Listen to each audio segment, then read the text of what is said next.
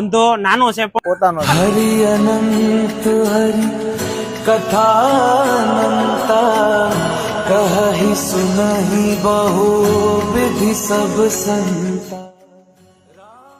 મને પહેલાથી આ બધું બનાવવાનો શોખ હતો.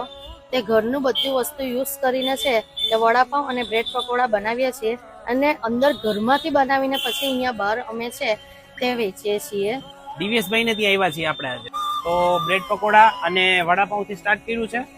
તો આની પહેલા આપણે શું કરતા હતા? હું ડાયમંડમાં હતો પહેલા. ડાયમંડમાં મેં લગભગ 13 વર્ષ કામ કર્યું. 13 વર્ષમાં કામ કરીને મને હવે એવું થયું કે હું કે હવે કઈ મારા લાઈફમાં આગળ કઈ કરું એટલે મેં પોતાનો બિઝનેસ ચાલુ કર્યો. અને ગમે ત્યારે જોઈતું હોય, ટાઈમની કોઈ લિમિટ નહીં. તમને ઘરેથી અથવા ઓફિસેથી ગમે ત્યારે એમ થાય કે આપણે બ્રેડ પકોડા અથવા વડાપાઉં ખાવા છે, મિનિમમ 10 ક્વોન્ટિટી હશે તો તમારા એડ્રેસ ઉપર તમને હોમ ડિલિવરી કરી દેશે. અહીંયા ઘણા બધા કસ્ટમર આવે છે, તેના રિવ્યુ પણ સારા આવે છે, એનો એ લોકોને ટેસ્ટ પણ બહુ સારો લાગે છે.